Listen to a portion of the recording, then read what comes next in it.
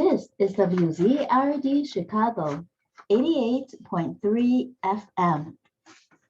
And we have with us at WZRD via Zoom, Noland Rivera, Air Force Reserve veteran, Chicago Police Department Sergeant, college educator, and candidate for the office of Cook County Sheriff. Welcome, Noland.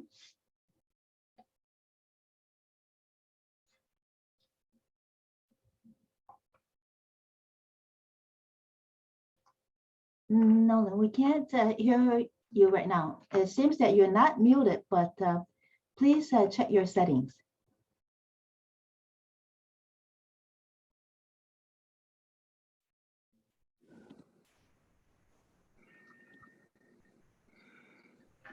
Hello.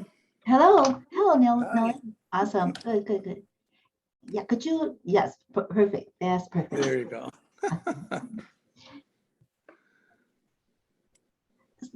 Noland, so we have we interviewed you last week, and there was you gave us all your credentials. You could mention your credentials again, and then we'll talk a little bit more about how there's a voter suppression in your case. Sure. I'm a 33-year combat veteran with the Army and the Air Force. I am a 28-year veteran with the Chicago Police Department. I am a sergeant there, currently teaching at the academy. I run the driving school, and before that, I ran the driving school and all the gun ranges for the department. I was a United States Federal Air Marshal. I've been to 4 police academies. I am an adjunct professor. I teach criminal justice and criminal administration at one of the local colleges, 2-year colleges. And I bring a lot of experience, a lot of training and wisdom to this job and to the race itself. Mm-hmm. For your teaching, is what you teach based on a degree or degrees that you have, or on the extensive experience that you have? Under the degrees that I have and the experience. So one of the reasons that I was hired quickly was because they saw that I came up through the community college system before I went to the University of Chicago, where I got my master's in threat and response management, by the way. Mm-hmm. And was it with the Chicago community colleges, the city colleges? Yes, I came up through the city colleges, some with military overseas training with the colleges, and some in Maryland. I have a law enforcement certificate from Anne Arundel Community College in Maryland, and an AA from Wilbur Wright College in Chicago, and a BA from Calumet College, St. John Calumet College. Oh, okay. Well, we're fellow alumni from Wright College. I also have an associate from there. Yeah. I had a good time there. Mm-hmm. So did I. Made a lot of good friends there. Okay, so let's talk a bit about the voter suppression that was started happening. When did you first notice that first describe the entire situation about how it is voter suppression, and then tell us when it started. Sure. Mm-hmm. Well, one of the most recent voter suppression we noticed in the Park Ridge Herald, one of the Chicago Cook newspapers, and this is dated June 16th. So this paper published an official clerk of the court sample ballot, which I have here. And this sample ballot shows that in the sheriff's race, there are 3 people that are on the ballot, Mr. Dart, myself, and Miss Navarro.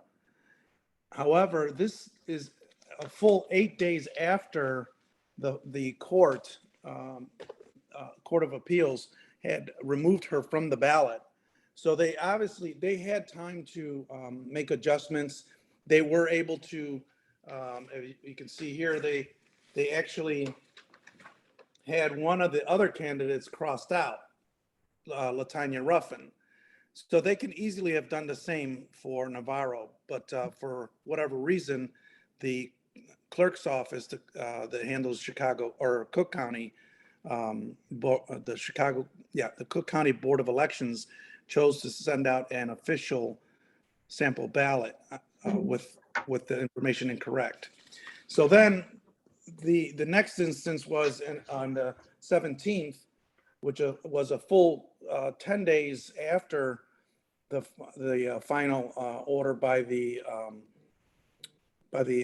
Court of Appeals to have that they would be removed from the ballot. Now, in the Tribune's dated the 17th sample ballot, and it's an official notice from the clerk's office, they have all 4 of us listed on the ballot. So this has been confusing a lot of voters, because I regularly get calls from voters that these people's name are still on the electronic ballot, which we feel could have been taken off or removed. We understand that there was another race with another gentleman. I believe the name was Spalding, and he was removed from the electronic balloting with no issues. So we feel that not only the fact that they continued to show up on the electronic balloting, and the fact that the clerk's office is sending out official sample ballots to newspapers and media, that it's intentional. It's used to divide the vote, not provide the voter real choices of who they can vote for, because those 2 individuals that were removed, anybody that votes for them, Navarro or Ruffin, those votes don't count. They're not counted, so they are lost votes. So we feel that the voters have been misled, and they're not even really getting the real information of who is on the ballot. Do you know if these official ballots appeared in any other newspapers? We contacted the Cook County Board of Elections, and the media director or public relations director, and she stated that she would return my call, that they would look to do something to rectify the situation. However, I have not heard back, and tomorrow is the last day for voting. Now, the Chicago Board of Elections were very helpful.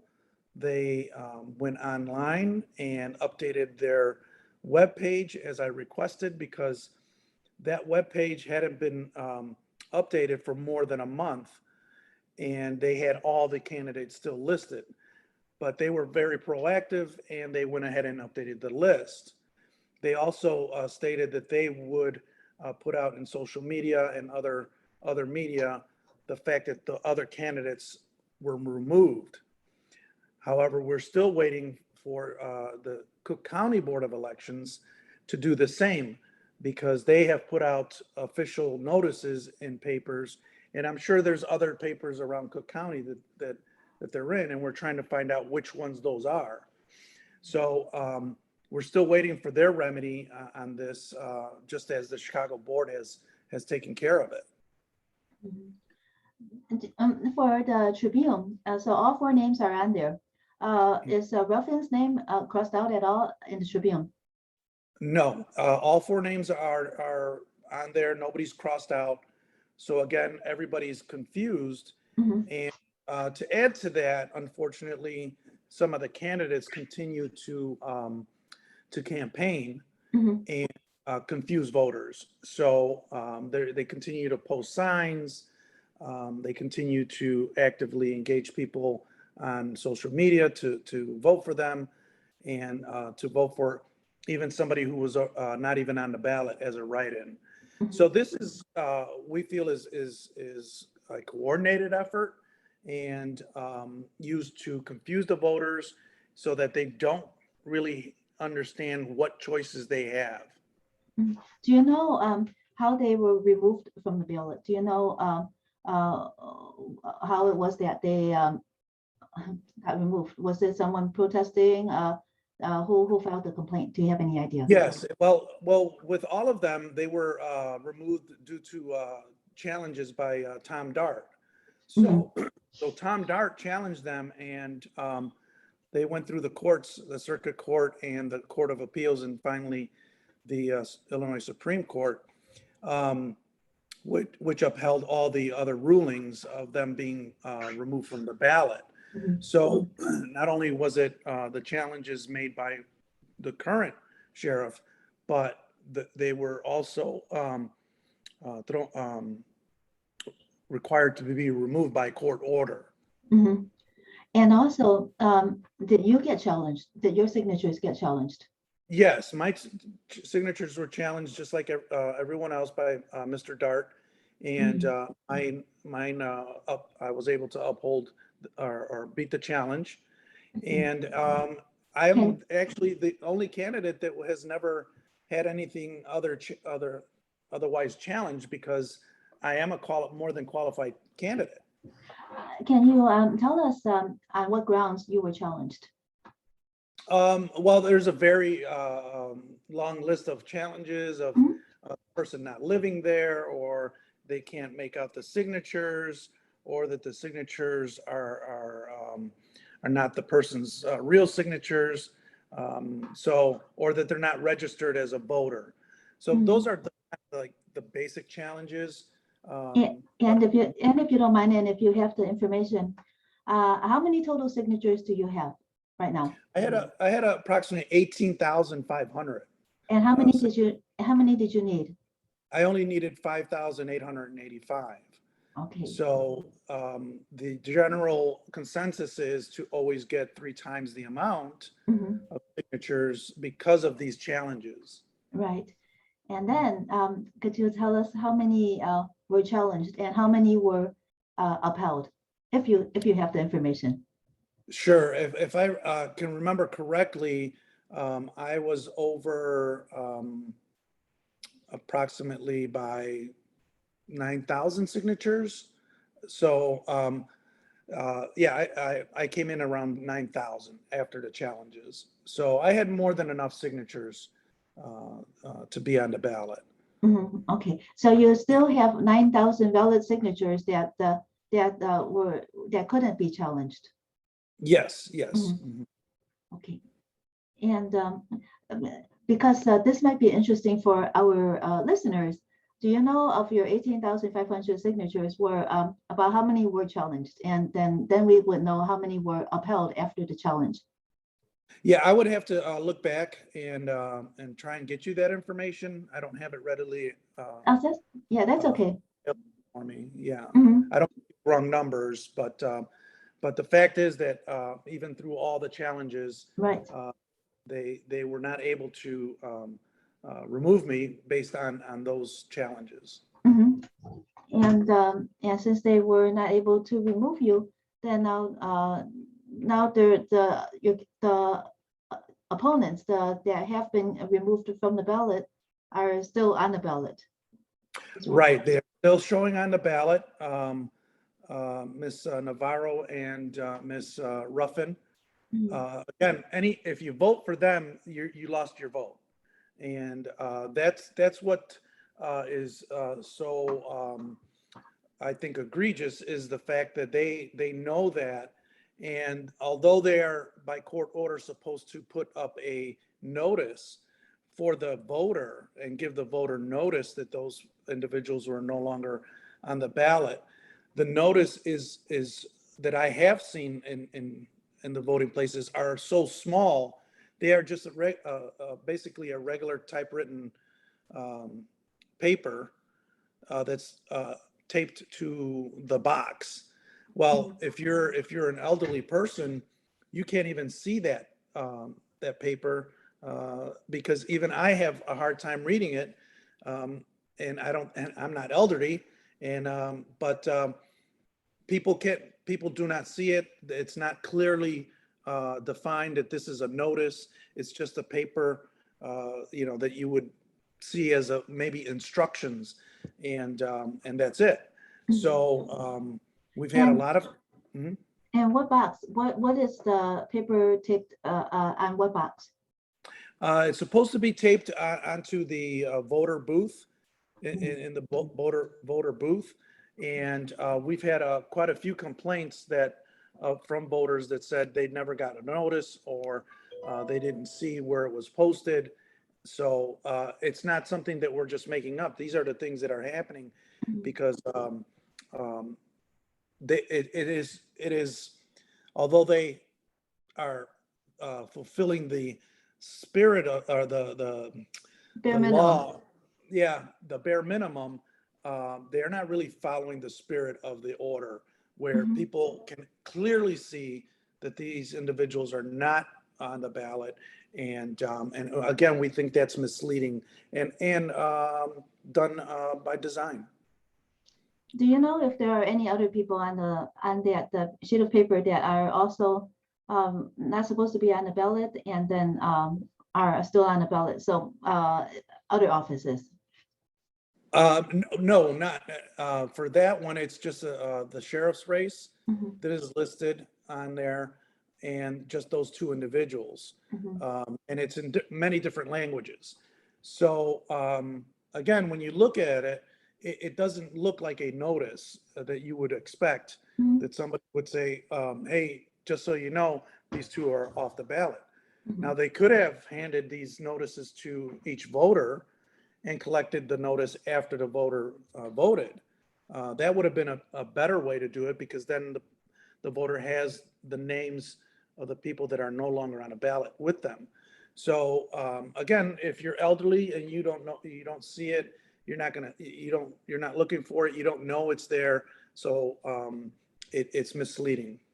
Do you have any poll watchers checking for you to see if those sheets of paper are there in every voting booth? Yes, we have people out in the field, and the places that they have gone to and have seen that the notices were not there. They have filed complaints, and we are going to continue to do that through tomorrow. Mhm. And how many places have you, is it widespread, like percentage wise? How widespread is it that the sheets of paper are not in the voting booths? Well, I would say in the north area here in the Dunning, Norridge, Park Ridge area, we've gotten probably a dozen complaints. So yeah, it just depends on which voting site you're going to. But in this area alone, we've gotten probably about a dozen. So we can imagine that, Cook County is a large county, and I'm sure that there are other areas that we haven't even touched yet where this is happening. So yeah, it's a real issue. I think it's unfortunate that this is happening. Don't you have any remedies through the court? Since the court uh, gave, directed the order, and then if that order is not followed because of what was printed in the sample ballots, isn't there any remedy court-wise? Because is it like uh, not respecting the court? What was that term again? Uh, Contempt of court. yes, contempt of court. Yeah. Yeah, the problem is that when the Tribune published, it was published right at the beginning of a long weekend. So we ended up with Friday, Saturday, Sunday, and Monday, because Monday was a holiday. So our time uh, to try and remedy, what we were trying to do was go directly to each board and have it remedied, we kept getting pushback about, oh, there was no time, or we had a short time on the publishing. However, the first one that I've seen was published 8 days after the court decision, and another one 10 days after that. So the printing of this is and the timing seemed kind of odd. So it limited our ability to go to court and seek a remedy. And so again, this is all being done at kind of at the last minute, but it's misleading the voters. The official notice, it's just, if you were able to cross out on one, then you should have been able to cross out both on each one of these notices that I gave you an example. It's not like you're resetting an entire page. It's just that right there. So yeah, so we feel that the voters are being misinformed, and that it's intentional to split the vote between 3 candidates so that the incumbent can maintain a lead. Mm-hmm. And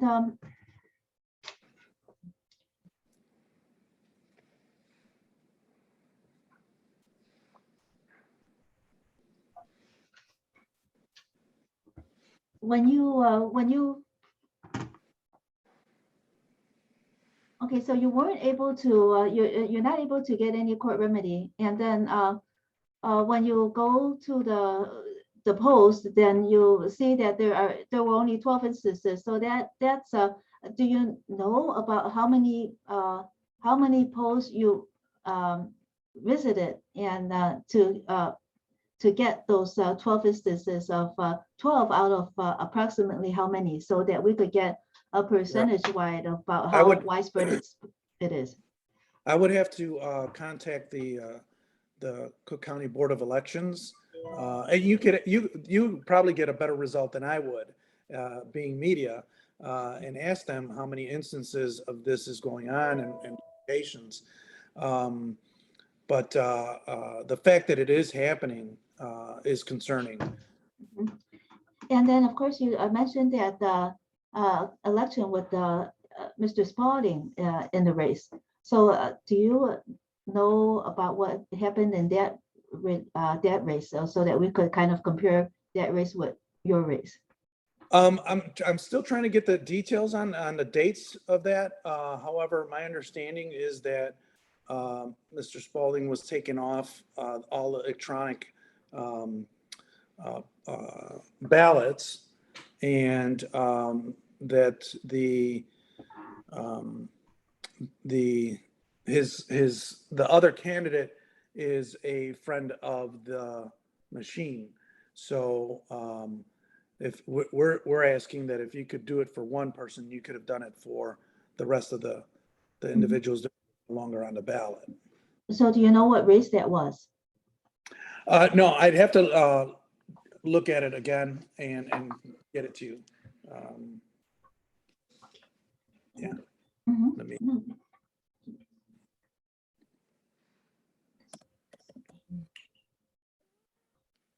Okay.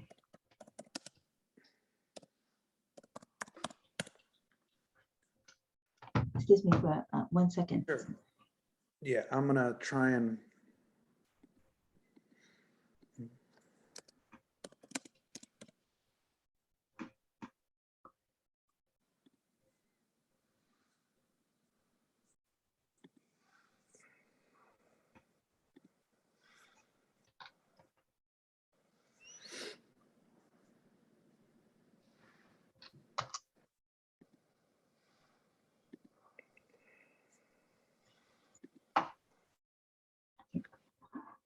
Let's see here. Hang on just a second. I was just doing some logistics here. No, that's fine.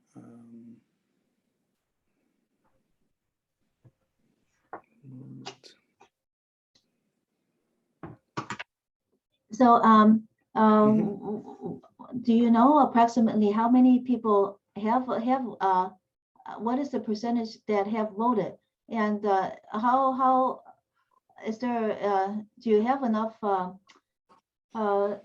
is there a possibility that of any remedy before tomorrow? Is there like virtually no possibility? What have the courts responded? What have they Well, said? what we want is for the Cook County Board of Elections to follow the example of the Chicago Board of Elections, who have updated their webpage and who have stated that they would contact the media, put out a public notice that these two individuals are no longer on the ballot, and that the only candidates are Mr. Dart and myself, Noland Rivera. So we want the same result from the Cook County Board of Elections to also because they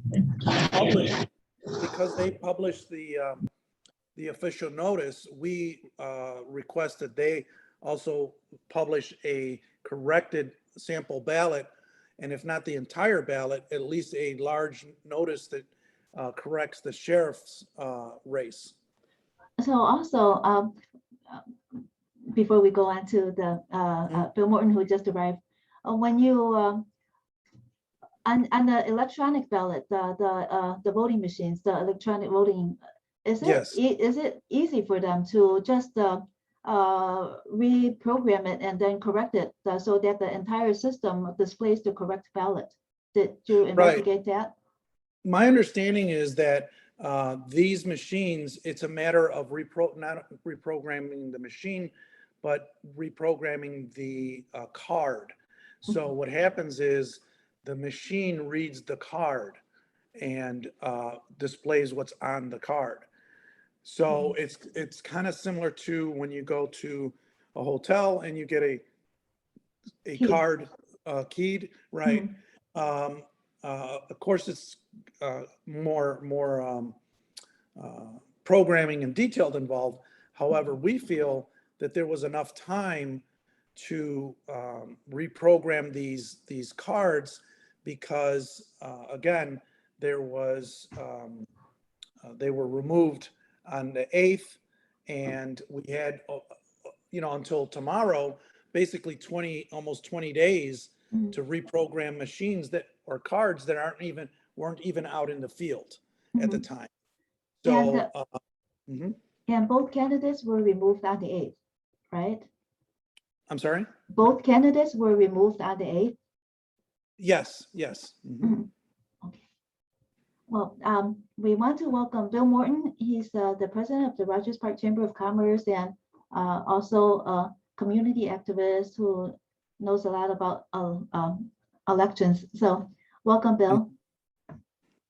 Well, thank you, Wizard.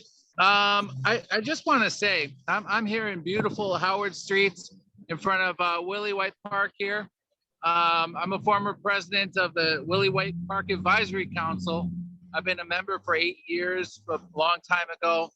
I'm president of the Rogers Park Chamber of Commerce, where we represent the businesses, residents, institutions, and nonprofit organizations of our community. And I've been president since 2009, 20 plus year resident of the Rogers Park community. And I think I have the ear of the community. I think I have a good grasp as to how our community feels and what our community is all about. So with everything, with these elections, I just want to say that we really have to make our informed choices for voting. Yes. So absolutely. So it's really important to have the ballots correct. And so I want to, as the president of the Rogers Park Chamber of Commerce, formally endorse Noland Rivera as our candidate for Cook County Sheriff. You are our Rogers Park candidate. We will support you all the way. I'm here at early voting at Willie White Park. I'm speaking with our constituents. I'm on the streets, and we're having great conversations. I am out in the field, and Great. I am supporting you. So Thank you. I'm out here, and you know, our friend Frank Avila was out here earlier, and Sharon Waller's coming out here for lunch, and we're going to be hanging out. And I just want to say, you are on our minds, and Thank we you. have put your name in our residents and our community's ears. And Rogers Park is voting for you with our endorsements for Cook County Sheriff Noland Rivera. Thank you, Bill. I really appreciate that. It's an honor. I'm humbled by your endorsement. I love Rogers Park. I've worked there as a police officer before, and it is a beautiful area. A lot of nice green space, and the people are great. And it means a lot to get that kind of a support from Rogers Park. Thank you very much. Of course, it's my pleasure. And if I could tell a story real quick. Sure. We were invited up to Dr. Willie Wilson's penthouse. So we were hanging out in Dr. Willie Wilson's penthouse with, you know, the three of us, with Frank Avila. And I'll tell you, it was an experience. And you are also endorsed by Dr. Willie Wilson. So that was great. It was an honor for me to be there when Dr. Willie Wilson endorsed you, to be present for that. It's a really, really big deal. And I have the highest hopes for you. I know you're the best candidate for the job. And I quite frankly know you're getting screwed with that article. Sure. And it's unjust. It's unfair. It's the machine acting up again. And I want to say that I formally also condone their actions. It's horrible. Right. So, but that ain't gonna let us down. We're gonna put in the votes. We're gonna get you in. And you know, election day is tomorrow, and I hope everybody gets out there and gets out the vote, because we're getting out the vote here. Great, fantastic, Bill. Thank you so much for saying that, and also for mentioning Dr. Willie Wilson. He is an exceptional human being, and as you know, he was gracious enough to invite us to his home to do the endorsement for me officially, which is something he doesn't do normally. It's very rare that Dr. Wilson endorses anyone officially and in public, and that means a great deal to me that he felt strongly enough that he would endorse me as the next sheriff.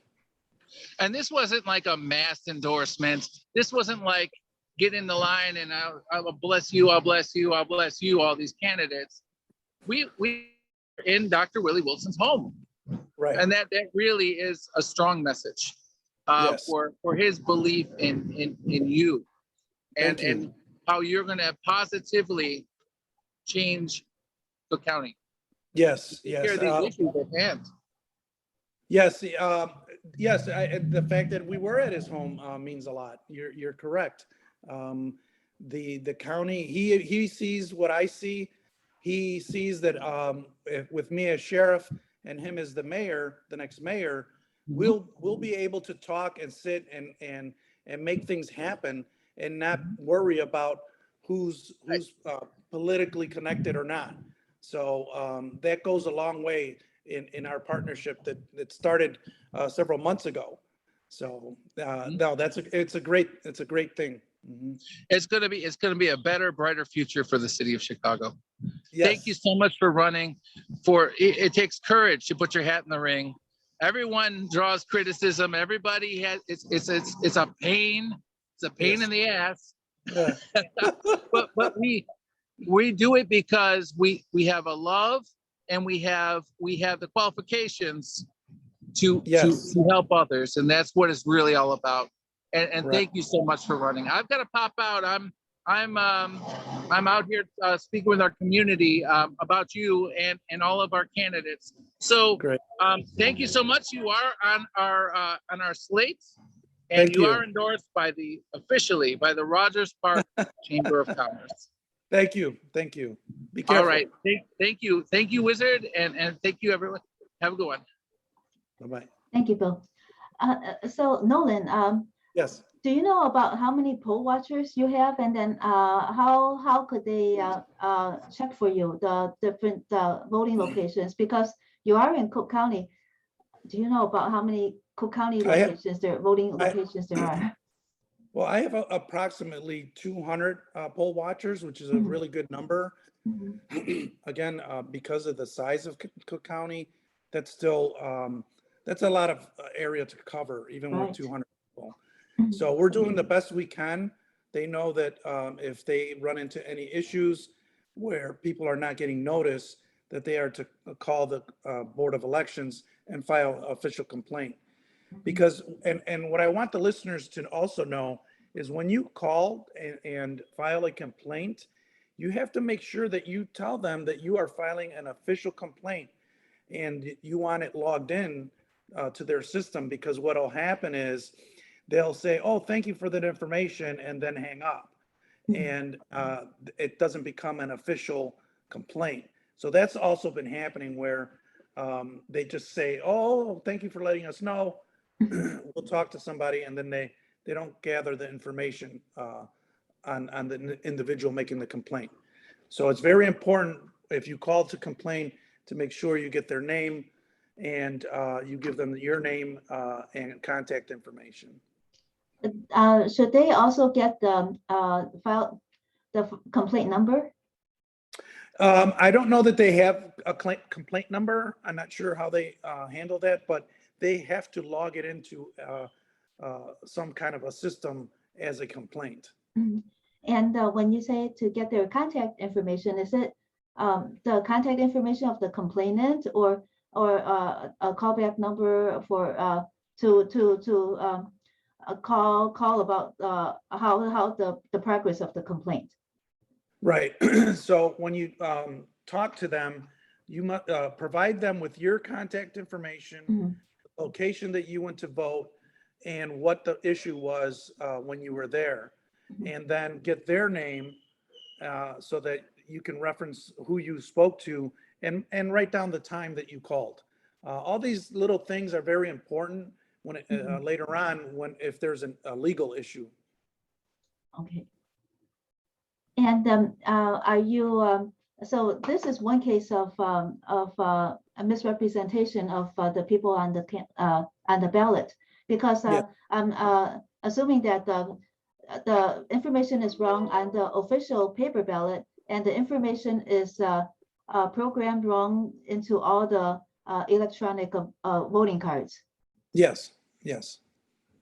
Have you Yes. spoken with other candidates? Have they expressed any concern about other kinds of misrepresentation in the other races? Not, I haven't talked to other candidates on any of their issues if they are having them, because we are so focused on the sheriff's race Yes. and the issues that we're having. So I'm not aware of any other candidates that are having the same issues that I am.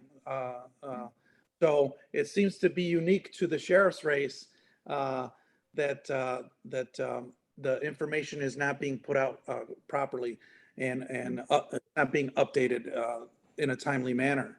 Mhm.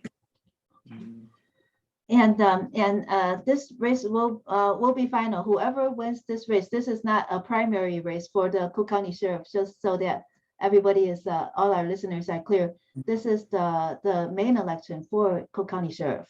Well, this is the primary. This is It the is. primary. Yes. So this will determine which Democrat candidate will move on to the general election in November. Mhm. However, traditionally or over time, when you win the primary, most of the time you're going to go ahead and win the general election in November. So it is it's very important. This is really the first step in making changes that need to happen. And there are candidates running for the Republican Cook County Sheriff primary as well? No, there are no Republican candidates. There is one Libertarian candidate, but he will not come into play until the general election. So the key is really winning the primary and getting Mr. Dart out now so that he is not going to continue to make a mess of the sheriff's office. So it's important to knock him out. And you also mentioned that there was one write-in candidate. So one of those that were removed from the ballot is a write-in candidate, is an official write-in candidate? Well, yes, the information that we have is that they filed on the last day, at the last moment, and that's on the urging of one of the other candidates that was removed. So for whatever reason, which is unclear to me, both candidates have decided that they're going to essentially split the vote and further confuse the voters, because you have one candidate that is still actively putting up signs that they are running and encouraging people to vote for them. And then also now encouraging people to do a write-in of a person who was never on the ballot to begin with. So we're hearing a lot of course, a lot of rumors that that some deals have been made with the current incumbent and the one of the parties involved to split the vote, so that I was not the one that knocked her out, and but it seems like all the anger is being focused on me because I had the nerve to run for office, and I never had a certification issue, never had a challenge issue. I'm the only candidate that has always been on the ballot. So, so for whatever reason, people are working hard to dilute the vote and not inform the voters of what really is going on. And that the person that is running as a write-in candidate, it isn't one of those two that were knocked off the ballot, and it isn't a candidate that is officially running as a write-in candidate. Well, he is not on the ballot. He was never on the ballot. So he was knocked out early. And so he hasn't appeared in any of the printing or the ballots, whether it's electronic or written. So, but from what the information I got from the Chicago Board of Elections, he filed on the very last day as a write-in candidate. So I see. And so he submitted signatures, but he was knocked off Yes. way early. Oh, very early in the process. So he never, excuse me. So his name never appeared in print or on the computer systems or on the web pages as a candidate for the office. And on the Chicago Board of Election website, the other two candidates that were removed, their names have been removed from the Chicago Board of Election website, right? Yes, I spoke to Max over there at the Chicago Board of Elections. He was very helpful. They actually updated the webpage that day when I called and removed them from their list of candidates because they had all four of them listed on there. So they were very gracious. He was very gracious in getting that done. So we're hoping that they follow through with notifying the media and putting notices out and things like that. And we want the Chicago or the Cook County Board of Election to, so because they put it in print, we feel that they should also put in print a sample ballot of just the Cook County Sheriff's race with just Mr. Dart and I on there. Right. And for the initial the Chicago Board of Elections, so did they ever put anything out in print? I know the Cook County Board of Election did, but the Chicago Board of Election, did they put any sample ballots into the newspaper at all? No, not that we are aware of. And in speaking with Max, he indicated that they did not. Mhm. All the official notices have come through the Cook County Board of Elections. So that's the issue right now, is with them. Mhm. Again, the Chicago Board of Elections took immediate action, and we appreciate that. Yes, and then for the Chicago Board of Elections, there really aren't that many. There aren't any Chicago races for this election, right? And then, but they are overseeing the Cook County races and the federal and Illinois races, any races Right, for Chicago as well. right, right. Just to make it clear for our listeners. Yeah, so Cook County Board of Elections handles the other than Chicago Mhm. elections. And then Chicago board handles anything that falls within the borders of Chicago. Okay, awesome. Mhm. Any other next steps? Anything else that you could do before the closing of polls tomorrow at 7? Well, we're going to follow up with the Cook County Board of Elections Mhm. to see if they follow through as the Chicago Board of Elections did. And if not, why? These things need to get out immediately, because the voters, tomorrow is the last day, and they should be well informed and not be misled that there are still people on the ballot that shouldn't be on the ballot. Mhm. Did you know of any other races in maybe other parts of the country where the same thing has happened? No, again, we've been So very busy. focused on the Mhm. sheriff's race. Of course, It's very time consuming, right. and but no, we haven't followed any national elections like that. Mhm. We're just focused on the sheriff's race. It's important that the voters have the opportunity to vote for a legitimate candidate, and not waste their vote, because that's what's going to happen, is their vote is going to be wasted because we feel the machine is well on their way to trying to influence the vote. Mhm. Okay. Well, hopefully justice prevails in this election, and that the any of the misrepresentation won't have an outcome and won't have any impact on the outcome.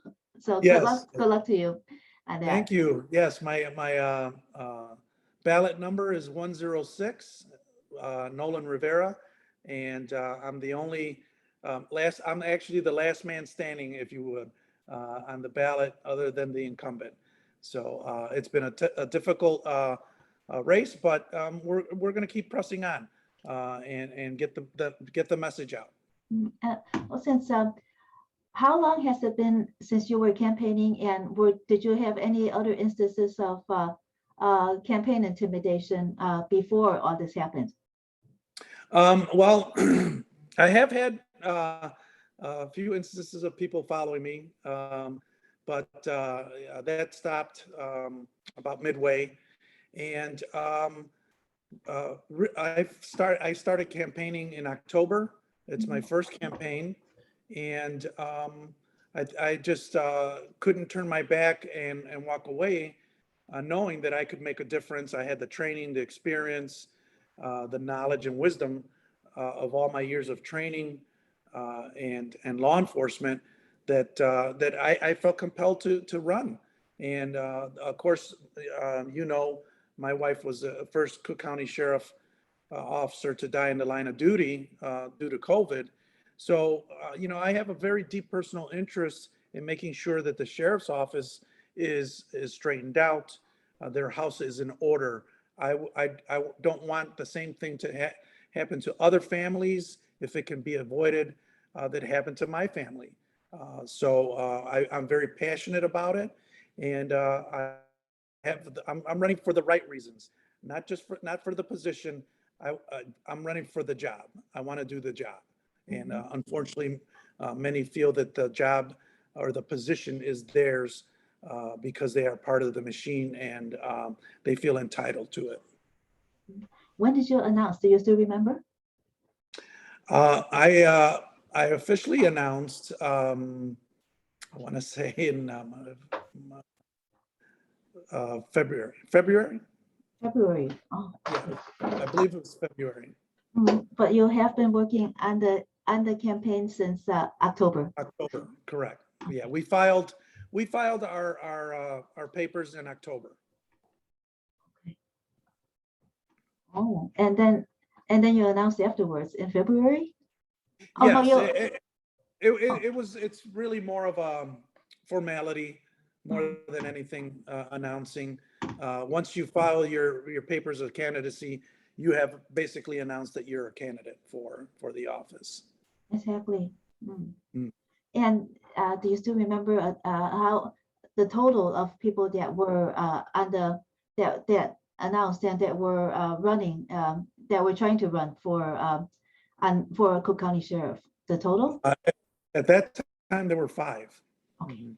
All right. Yeah. Well, thank you so much, Noland Rivera. You've been working a long time on this campaign from October through now. That's like 3 months plus 6 months, so 9 months. So Yes. That's a lot of work. And how long did it take you to get all your signatures? It took us, actually, we did really well.